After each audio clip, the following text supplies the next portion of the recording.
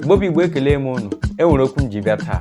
Otu ihe m chọrọ ime ka unu mara bụ ka ị na-ekpekwa ekpere site na-arụkwa ọrụ. Ka ị na-ekpekwa ekpere gbalịa merekwa ihe ị na-eme. Dị maka okwukwe na-enweghị ọrụ o dochaghị m anya na okwukwe ahụ ga-enwe isi, mana eziokwu ka m na-agwa gị ka ị na-ekpekwa tinye uchu na ihe na-arụ kpọọkwa mba ndị maka ọ bụrụ na anyị gaa nzukọ ụkọchukwu asị na Chukwu agọzigo gị.